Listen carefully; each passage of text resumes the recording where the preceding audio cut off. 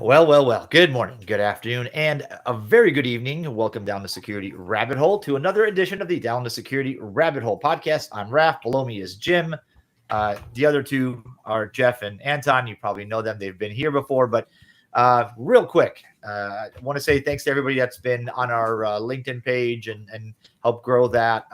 As you guys repost some of the shows that we post up and engage in these conversations to help spread the word. So the audience gets to grow and new people find the show. And if you're on iTunes, would love a rating and a review if you find the show helpful, and guests like these guys over here are pretty good. And all right, so without further ado, a funny thing happened at Black Hat. I had breakfast with Jeff, and we decided we were going to talk a little bit about ADR.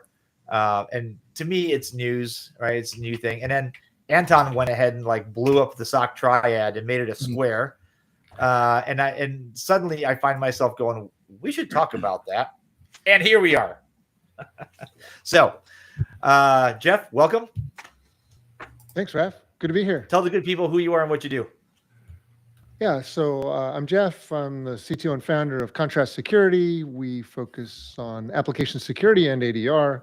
And I've been in AppSec for a little over 30 years. We started working together back in the early OWASP days, and forever ago, grown from there. Yeah, early OWASP days is a good way to put it. Back when it was slightly still chaotic. I don't know if it's changed. Has it changed much, Jeff? It's actually still growing. I just got back from LA. I spoke at the LA chapter. They have 80 people showed up for the chapter meeting. And they've got 3,300 people signed up as members of the chapter. It's really, it's really an awesome group. I remember speaking to the LA chapter several times. I got asked out there, and it's always that. It was always back then. It was a huge audience. Some of these places you don't expect to have a big OWASP or local like ISSA presence, ISACA presence. Just huge crowds show up, and it's awesome to see. Obviously, they come to see people like you talk, but it's cool to see that. So welcome to the show. Anton, hi. What happened with me? I'm still here. I thought it's the connection again. Yeah. No. I'm just saying hello, and hello. And sure. Don't leave us. Yeah, I'm not doing another intro because I know you guys would make fun of me if I would be like former Gartner analyst, and Raph is like jab. So I'm not doing that. I love analysts. I'll just go with the Anton Chuvakin. Somebody called me that, and I'm sticking to this. There you go. The Anton Chuvakin. I love it. All right. 100%. Jim, I think we should probably start with hey guys, what is ADR for the masses that don't pay attention to every new buzzword that hits the market thanks to analysts? Well, all our listeners right now are Googling. Jeff, tell us what ADR is. Well, it stands for Application Detection and Response. And the idea is that there's sort of a gap in your detection and response capabilities. You've got probably EDR and maybe CDR and SDR, and there's really nothing watching what the applications are doing inside. And I think, sort of the more importance that APIs and apps have in the world, the more we really need to look inside and see what they're doing and do things like detect attacks and anomalies and things like that, and make that visible to the SOC. Makes sense. And I think that, of course, there would be somebody who thinks this is too complicated and who is used to explanations like, oh, it's just like Uber for blah. So I did meet somebody who said that ADR is like EDR, but for applications. I have a love-hate relationship with this. I sort of see their point, but it's also kind of a little weirdly shifting things to let's just install an agent. So I'm torn about it. I think that it deserves to exist as an explanation, as a 2 second. If you have 2 seconds, I'd probably say it's like EDR but for applications. But more, I'd use yours. Yeah, but we're thinking about it. The agent point is good because everything used to be an agent, and now rightfully so. I think security has realized that the rest of the business has become allergic to agents because good God, do we need another piece of software to call it in the name of security on something else to do yet something else? Jim, remember when all we had was the the vulnerability scanning agent, the software install agent, the antivirus agent. I think it was just those three. It was just those three. And I remember as the years went by, the taskbar, now I'm really dating myself. Yes. Right? And all of a sudden it's like, and you're like, what's all this junk running on my box? Totally. The difference with ADR is it doesn't really run as part of the platform. It runs in the application layer. And so it's instrumenting and collecting data from there. It's really part of the app. And so it's different than something that installed into the kernel or like an eBPF filter or something. ADR runs in application space. Wait, are you saying it's running inside, let's say if I have a thick client, is that what you're saying? Like in the application or in the browser? Oh yeah, sorry. So, generally ADR is talking about stuff that runs in the data center. So APIs and web applications and, sort of back end stuff. That makes sense. Okay. Yeah. So go ahead.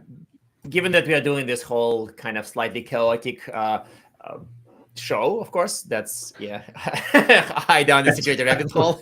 You gotta tag on my format. Yeah, I'm just gonna dump two of my hesitations about all of this. So I had two. One of them was back in my Gartner days, a fellow analyst invented a thing called RASP. I think it was called real-time application self-protection or something. And my impression was that the entire world, except for him, really hated it. And RASP just died a quick and painful death. Actually, not just that it was quick, but at the same time painful. I think and Jeff so this is something that struck me when I spoke to ADR vendors today. I always remind them of this ghost of RASP and how it died. So I wanted to like tell me why you won't follow RASP down its demise. And the second concern I have is, of course, there would be another crowd of people who show up and say, all this application telemetry is just logs. And by the way, I'm not in that crowd. But there would be people who say, you say eBPF, I say application logs. You say blah, they say whatever log type. So in theory, I should have compassion to that crowd. But I kind of don't, because I see enough of uniqueness in ADR, kind of like equating EDR with sysmon is silly. And so equating ADR with application logs is also similarly silly. So these are two things that I have. Yeah, so on the first one, RASP was really good technology, but it was sold to development teams. And then the development teams had to go sell it to the SOC. And so it never really caught on that way. And ADR is really designed for the SOC. It's built for, detecting incidents. So it just, it's similar technology, but all the languages changed, the UX has changed, that, just the philosophy of it is changed. And even the go-to-market is changed. So I feel like there's a lot of interest in ADR. People, and it's a different time as well. Like people see the risk. That's fair. And the gap.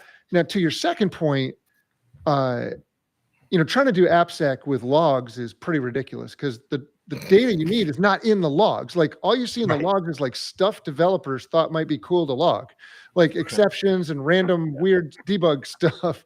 So you're never going to get like a good picture of what's happening from a security perspective.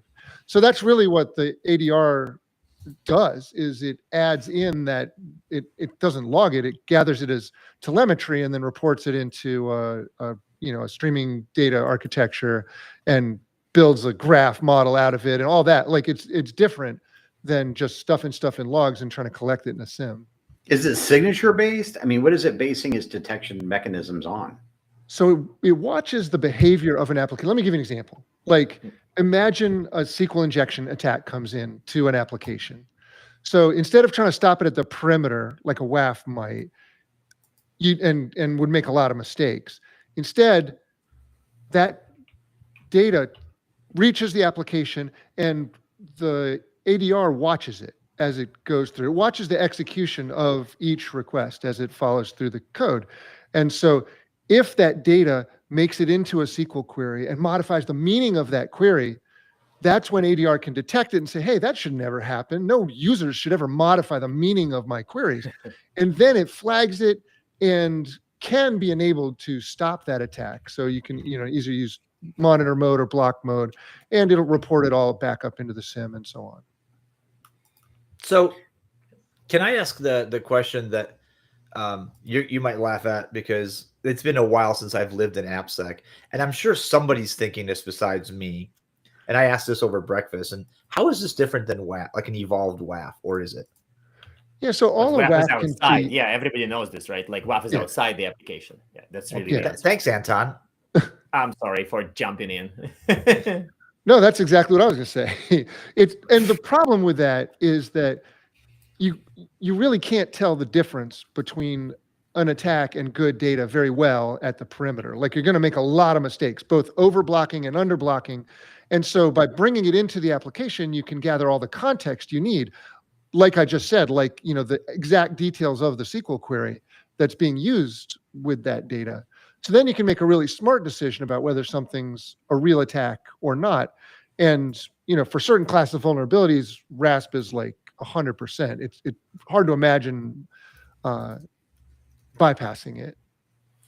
One of the things I'm very curious about is when we talk about applications, especially on the backside or in the cloud, and there's a lot of integration activity, multiple layers of integration, and how these things are interacting together, which I think is really up in the ante for the need of what you're talking about. Let's call it what it is, right? So is it able, are you talking about a scenario that's able to see all these interactions and make decisions about them? Like, take, for example, the recent attack with regards like Salesforce plugins and how people are using it on websites and exposing, and some of the attacks that are just happening as we speak, right? Would it be helpful in these highly integrated third-party plugin API world? Yeah, I mean, generally, the way we view that is it's probably best to protect each workload separately. So even if there's a chain of APIs, like A calls B, B calls C, C calls D, and there's a vulnerability in D, it's probably better to flag it regardless of whether the attack comes from A or comes from somebody inside who's just shortcutting and getting to D directly. You want D to be resilient against attacks as well as all the other steps, but you can do cross-application analysis to bring those pieces together. It's very much like APM in that circumstance. Like, APM can trace the full life cycle of workflow, all the way across multiple systems and back to get performance data. Kind of the same thing for ADR. Okay, maybe I'll ask another question that Anton's going to tell me is stupid and everybody knows the answer to. But I'm very mellow today. I don't know what happened. But I love having fun with you, buddy. So does this, because the application, every app behaves differently, right, Jeff? Like, there's no pattern for consistent pattern for application design, application behavior. Every developer's got their own thing. Every team's got their own way of building. An ADR, an integrated ADR thing. How does it understand the application? Like, how do you do that? What's the magic behind it? Because if it's not just blindly pattern matching, how does it work? You also have to add a little twist. Can I add a little twist?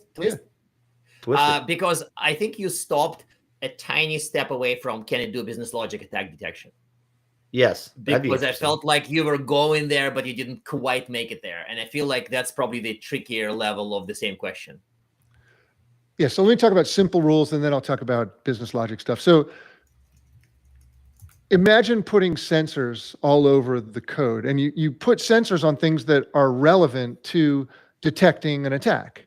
So, when you read data out of the HTTP request, relevant. When you do, validation and encoding and stuff, it's relevant.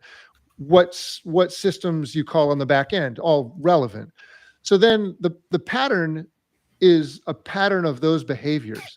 And if you see, data that comes in and is not validated or escaped and goes to SQL query, you might say, hey, that's a SQL injection vulnerability. If the data modifies the meaning of the query, then it's an attack. And it's those behavioral rules, not syntactical rules or like source code AST kind of rules. These are behavioral rules applied to the application. And they're very close to the definition of these vulnerabilities. Like, if you parse an XML document without turning off the features in the parser that allow for XXE, then that's an XXE vulnerability. And if you see that the headers contain an attack, then that's when you report the attack. So it's like, it's very close to the definition of the vulnerability is what the rules look like in ADR. So this is the same. I'll make the analogy, and this is very similar to the way like antivirus behave by identifying patterns or like of the attack itself. EDR is looking at how systems behave and how exploits behave and identifying that. I think that's a pretty good analogy. And which basically brings us back to EDR for applications argument. Yeah. For business logic, I think the best anybody can do with business logic is make it visible, because of course you don't know, like you can't tell a priori what's a violation of a business rule because you don't know the business rules. Right. So for things like authorization, which is one of the sort of the most common business logic kinds of things, what ADR adds to that mix is making it visible. And that allows either the development team or the SOC to at least look at it and go like, hey, wait a minute, why is this, get my super sensitive report API not have any authorization checks in it? Rather, they'd love to see that has, you got to be a legitimate user with a certain balance in your account. Like any role that's required, you can expose that because you can put sensors on the calls that do the authorization check. How far? By the way, this is sorry. No, please go ahead, Anton. It was just like, I feel like Jeff just made a very refreshingly honest and very powerful take about business logic being brought up to the surface. So basically that means that every vendor who shows up out of the woodwork and says, oh, we can detect business logic attacks, and they have absolutely no idea what's business logic, is basically lying. And I think that's probably true. I don't know what kind of AI they would have to understand what was the intent of a business application owner and what logic he deems acceptable. Well, this is security tool vendors' favorite game, is to pick one thing in a category of things that they can detect. They're like, oh, we solve authorization, but when you dig under the hood, they're like, oh, well, we can detect one misconfiguration in Tomcat. And that's it. They don't cover, 98% of authentication stuff. So that's a truth drop. That's a truth bomb right there, right? Truth bomb right there. Yeah, 100%. That actually was leading you to make sort of my question was, do you, by the way, Anton, put a nickel on the cuss jar for you first to say AI. But the thing I was going to ask of that, which is exactly where Anton I think was going, is to be able to do some sophisticated sort of behavioral thing. Are you using secondary and tertiary type of systems to feed as intelligence in some of that decision making? So I might be looking at this application, Bob, right? But Bob is tied into 3 other applications, and I'm really focused. Am I going to be pulling data from other environments to help enhance my view and decision making, or is that just monitor those too, Jim, and call it a day? It's the last thing. Yeah, you just want to monitor those too. Generally, one thing that's really critical with ADR is getting the sensors in place and not disrupting the system that you're trying to instrument. So, we've put a decade of research into building super reliable, highly performant sensors that we can put into these applications to detect this stuff. But it's not trivial. That's kind of the source of my question, right? Because I'm not getting the sense it's here, just make it work. Well, it's actually if you look at ADR vendors, some of them sample. They're not looking at every request, and I think that's a little dangerous. Actually, sampling is always dangerous. Yeah. So we think you have to start when the thing boots up, and you've got to provide protection from the beginning, and you've got to check every request and every dangerous thing. But honestly, at the end, when after it's instrumented, it's almost like we put the checks in place that the developer should have put in place in the first place. I mean, it's really, we're instrumenting the code and adding the checks that should have been there. Yeah.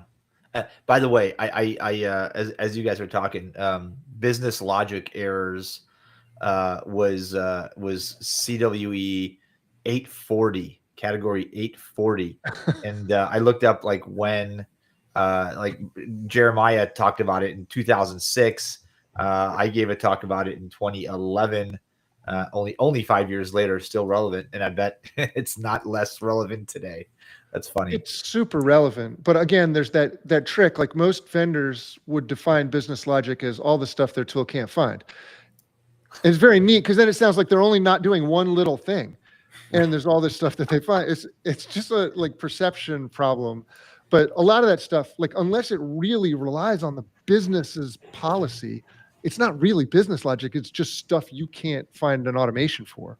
That's a good explanation. Hey guys, how does this fit into how does the ability to identify business logic and all the things you just described, Jeff and Anton, how does that just fit into a SOC or cyber defense center or whatever we're calling it today or in the future? How does it fit into one of their dashboards, one of the input tools? Talk to me about that, because that's interesting.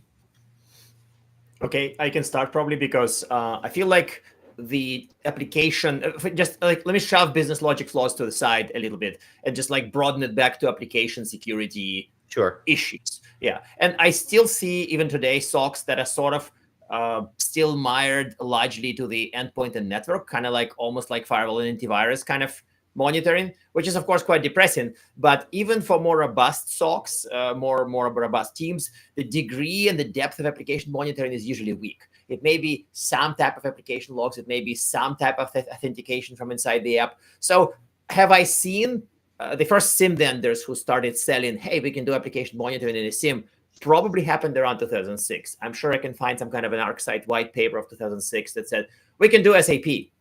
And I mean, if you show up in public and say, we can do SAP logs, it opens the whole universe of things. Some of them are written in German, by the way.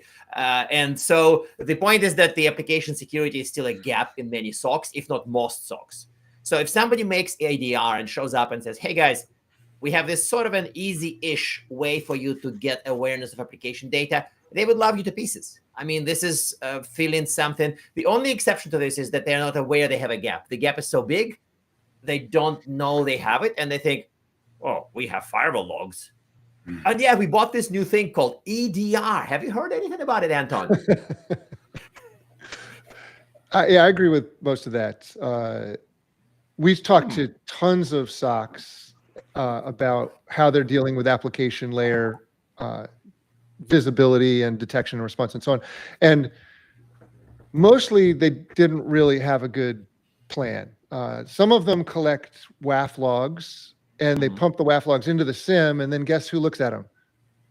Nobody. So they're really not getting that visibility. And many times we got directed to the application security team, which is like a development kind of, like a pre-production kind of team. Yeah. And they're really not doing anything in production either. So there's a little bit of like this going on, right? Like that's something we got to overcome. We got to let the SOCs know that, hey, this is a gap and you need to be monitoring these apps because there's bad stuff going on in there. We just published a report a few weeks ago that documented 3 attacks per app per month. But like real attacks. Sorry, 3 attacks per minute. Oh, actually, I get that wrong. That sounds so much worse. Every 3 minutes. 1 attack every 3 minutes on apps and APIs across the board. And that's just, like the attempted attacks. The ones that actually connect with an underlying vulnerability, that's like a handful per month, like 40. Yeah. Okay. My concern is when we start adding things to the SOC. And by the way, I'm not saying this is a bad idea. Its time is long been, but now I guess it's maturing into itself, I guess. But a lot of the NOC was staffed by network people, right? It was all network engineers. Yes. The SOC grew out of a specialized NOC. In my experience, I'm sure there's others and other ways to get there, but the SOC, Security Operations Center, the Cyber Defense Center, is largely people that understand networks, and then in smaller pockets, people that understand adversaries. There are EDR became very popular. Again, Raf's opinion. EDR became popular because it made a whole lot of stuff that's difficult to understand at the system level consumable by the average SOC analyst. My concern is you're giving them something that's even a different layer above, and like, how do you make can that answer it. consumable? Yeah. Okay. Go. Let me try at least. So we had the same exact. So you're exactly right. I guess I should say you're mostly right, but you're actually exactly right. But the same thing happened with. I'm never going to get full credit. Same thing happened with cloud. And while we can debate whether CDR is a real category or not, it's not really the point. The point is that a lot of SOCs really didn't get cloud. And some of the vendors who claim to be CDR or focused on cloud detection response very astutely pointed out that they are that bridge to have the more traditional SOC understand cloud. To me, to succeed as an ADR vendor, you cannot talk to them about some deep inside the app thing that they don't understand and they may not want to understand. You are the bridge from the depth of AppSec to the SOC. And if you don't function as a bridge, then you go all the way of RASP. That's and right. And that to me is a huge part of the mission of ADR, is to make AppSec deep inside the app monitoring clear for the SOC people. Yeah, I think that's exactly right. And so what we found is that most of the responses are the same. Like, you're going to block an IP address for a while, you're going to deploy a new WAF rule or something, or you're going to flip on blocking in ADR. None of that stuff really requires a lot of application knowledge. So what we have to do is translate it, make sure they understand it's real, they have a way of verifying that it's a real attack, and then give them a way to respond that they can do. And so that's really what the big move to ADR involves, is like putting it in their language and getting them to follow a run book with certain steps in it. And there is an underlying vulnerability, and that's also important. And ADR can detect that, but you don't report that to the SOC, because what would they do with it? You start separate workflow. You report that back to development. And instead of giving the development a false alarm that some static analysis tool detected, you give them a real vulnerability that was confirmed in production and is currently under attack. And that's how you get them fixing vulnerabilities instead of just throwing it on their backlog. So I gotta say that is a humongous difference. That is it is a really important set of words that Jeff just said, because if you look at static or a type of code review, and it's sort of, we've had this conversation many times, have we not, Raph? Right, about the role of application development and security, and this sort of ships in the night little bit like thing. And so each one's trying to throw something over the fence to the other. But start off by saying is is it real? Is it real? I mean, that's one of the biggest, hands down, one of the biggest challenges. But to be able to reference that as, lack of a better term, evidence, not just a once a year pen test against your web app, and you reference as evidence, and then you're like, hey, this is where we're seeing this being exploited, and we can fix that in the code. That is actionable in a completely different ball game. So we're constantly fighting is, how do we deal with vulnerabilities? Just like with pick a box, and how do we manage vulnerabilities? Which one do we focus on? And now you're taking that and you're killing two giant birds with one tiny stone with that one, because focus, evidence, proof, and getting into the application, that's like the magic, that's a big deal. If you're saying that, ADR can really translate into that, this is going to become even more so important as we get more into sort of, different ways of applications developed and how fast how fast the development is occurring now. I think it's so interesting that the static tools are starting to add reachability, which is one little step towards, is it exploitable or is it being attacked in production? And they're creeping the right direction. They got the right instinct, but yeah, I think we got to just, go all the way to 11 and put it in production and tell people, hey, this is real. We saw it. It's being attacked right now, and give them some context around it, like the architecture context, like what's the blast radius, the business context, like what data is really at risk here, what systems are being targeted, and what are they sensitive, and even the sort of the technical risk, we can give them all that context so they can make the right decision, and hopefully fix some stuff instead of just piling them in a big backlog somewhere. Yeah, I gotta make two observations. One, I still want that available before we go live, because at that, unless you're kind of a 99.999 degree of confidence that you're going to block those attacks before it gets through, then putting code. I still want those static and dynamic analysis tools to be able to find that stuff, or as much as possible, and get them to fix it before it goes to production. My second, but Raph, hold on, just pause on that for a second. Look at what happens when you do. I mean, we've been trying to do that for 20 years. I know. And the average company's got a backlog of 1.1 million app and API vulnerabilities, and it takes them like 6 months to fix on average. There's tons of vulnerabilities in production. You say you want to fix them beforehand, but that is not working. I know. So we got to put protection in production. If you're going to do protection in production, you might as well detect vulnerabilities in production. I don't disagree. It is absolutely not working. And I remember a AppSec Irvine where you gave an opening, and Changxi Wang stood next to you and said, there's a and by the way, this is me admitting I was completely wrong about something, because we laughed our proverbial asses off when she said the long-term fix for this is to let developers do what they're going to do and basically build a magic box that protects the thing that they're going to do. And we laughed about it. We said that's ridiculous. Like, you can't, that's never going to work. And literally we're having this conversation as that's the only thing that has a shot. So Changxi, you were right. We were all wrong. Damn it. But I'm the least AppSec person of the four of us. And I don't think that's what's going on, frankly, because the box hasn't worked. And for the same reasons it hasn't worked, it won't work. So, I mean, it's not a matter of, it may be, but I will agree with Changxi because I kind of love her and all that, because her point is it's the best shot we took is correct.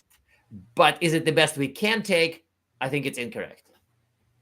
Okay, well, we can debate that another time. I don't think there's anything wrong with trying to find and fix vulnerabilities in development. Like, sure, let's do that, but we got to recognize that is not. How about not having them? We can do better. We can do even better. I'm not about trying and fixing them. I'm about destroying the whole classes. I'm trying to put my Google hat wherever that is, but it has worked for us in quite a few areas. And it's, we sort of like, we're living proof that it can be done. And it probably means that it's not about hunting and fixing. It's about not having them in some classes for good reasons. And there's an enormous number of research that actually led to this result actually happening. So I am not buying a box. Well, I'm buying a box. I'm sorry, you're saying Google can do it? So everybody can do it? No. Google can sometimes do it in some areas at probably enormous effort. That's right. I just don't see many companies being able to replicate that experience. Like, which Anton equates to 0.001% of the rest of the world can do it. No. So much he smaller. means a Google. Much it's one smaller. Google percent. It's really just one. Okay, so since we're getting closer out of time here, I want to make an observation, and you guys can tell me. Maybe we end on this because this is a point that's slowly been developing as you guys have been talking.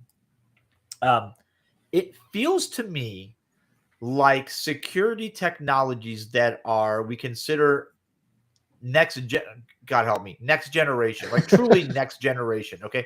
I'm sorry. I apologize. I said that. Drink if that's the game you're playing. But here's where I'm going with this. These sort of evolved security platforms, tools, approaches are all, rather than, like, we started with security inside the developer's window, in like sitting next to them, telling them what they're doing wrong and how they need to do better. Mm-hmm. We tried that at the system level. We tried that at the network level. And ultimately what we started doing is feeding the SOCs and the cyber defense centers just tremendous amounts of logs and telemetry. And we just, everybody's brain turned into confetti and it didn't work. So EDR, NDR, ADR, what do these tools really do? And Jeff, you hit it on the head. It takes super complicated app stuff and says, security guy, gal, here's what it means. Bad thing, bad actor, end result is this, go fix it. Right? Isn't that what all these tools are? Is that what we're going towards? Like, really, as all these disparate CDR, ADR, NDR, EDR, OMG, BBQ, like, as these things start to mature, that's kind of where we're going. We're helping people that are security minded, but not a developer, not a network jockey. not a systems expert, understand the different telemetry and what it's saying and making it comprehensible to you to do something about. I think you're onto something there. I mean, the big change to me is moving from sort of a perimeter detection of that stuff and, perimeter instrumentation, if you will, and moving it much closer to the thing that we're trying to monitor. So now we've got a sensor at each level. You got one at the network, one at the cloud, one at the host, and one at the application layer. And those are directly observing the thing that you're trying to protect instead of trying to do it, from some level removed where it's much, much more difficult.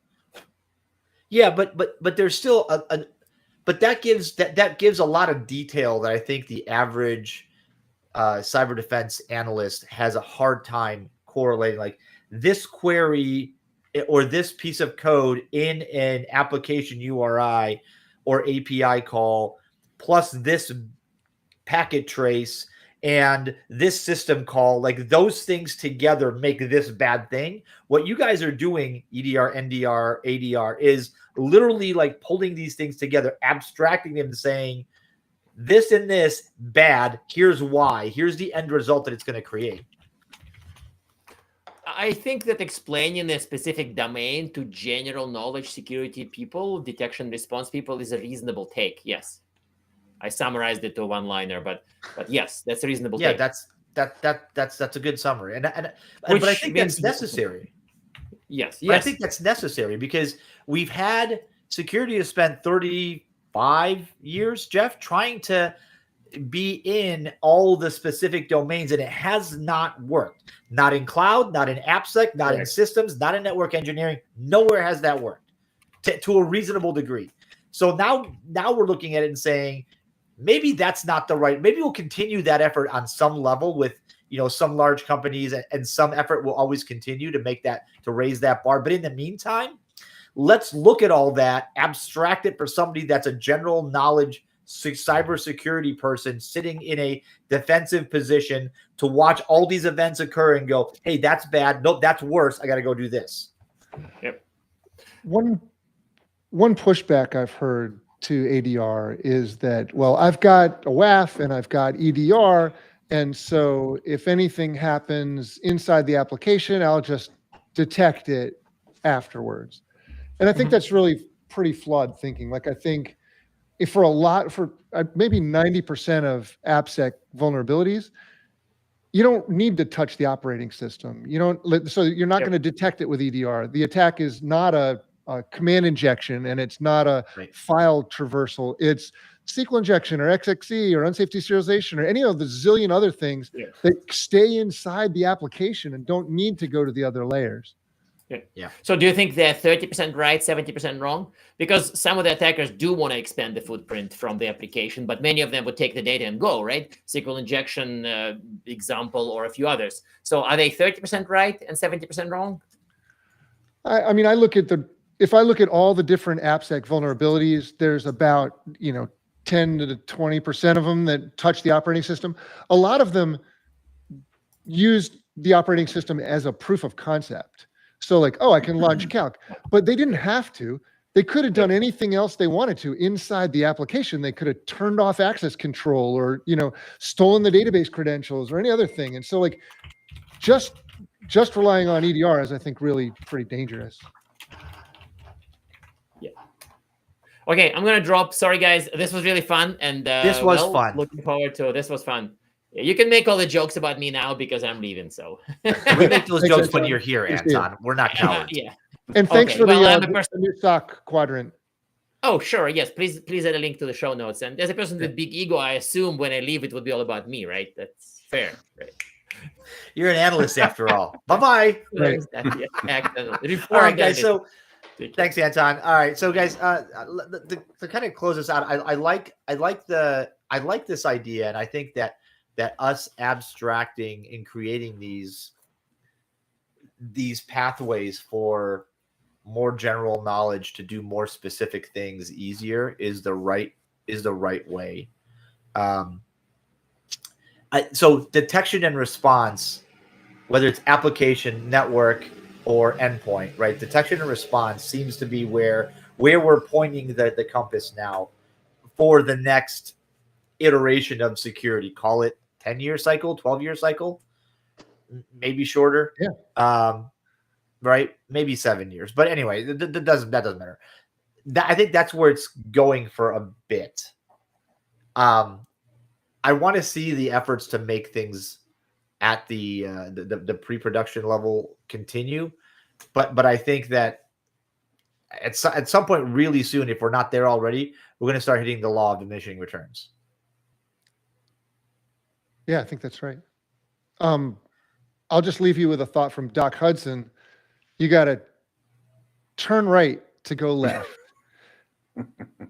Great. And that to me, it's like a simple way of explaining it. Like you got to focus on what could really go wrong and really hurt your company first. Let's get that straight, get some defense in place, get some detection and response in place. And then sure, let's go, work on eliminating the bugs in the first place and cleaning up the mess and so on. But if your roof is on fire, you don't clean up the kitchen. Yeah. I tell you what, though, I did not think we were going to end this show on a Cars quote, but here we are. Absolutely. And that's how we all know we have kids. All right, Jeff, it's been awesome. Anton's already gone, so forget him. But just kidding, Anton. You're a great guest. Thanks for joining us, Jeff. This is great. The explainer is good. I like where this is going. I think the really the impactful stuff is really marrying, and this is the stuff the Sims were trying to do, but still all suck at, is marrying all these things together. I see a network event, I see it then hit the application and does this, and then it triggers, or maybe not, something at the endpoint level. How does this all create an event that we care about, and what is the resultant action, and what's the possibilities of bad or good as a result? I think it's a good place to end. Thanks, Jeff. It's been awesome. Thanks, Raph. Good to talk to you, Jim. Always good to have you aboard. We'll probably get you back. This is fun. These conversations that we have in the over coffees and breakfasts and lunches and dinners and in random places at Black Hat always result in good stuff like this. So I appreciate you, Jim. Awesome having you as a co-pilot. Thank you, sir. Good times, folks. Thank you so much for listening. This has been another episode of the Down the Security Rabbit Hole podcast. Go check out Jeff in Contrast if application detection response is something that piques your interest. If you're an AppSec, you're probably already doing it, but just in case, the explainer is good. I think it's a great way to, if your leadership is looking at why are we spending money on yet something else? I think this is this episode for me turned into a really good way of lots of analogies, lots of good reasons why this is a good place to go. So until next time, we'll catch you guys another time, another place on another Down the Security Rabbit Hole podcast. Read the show notes,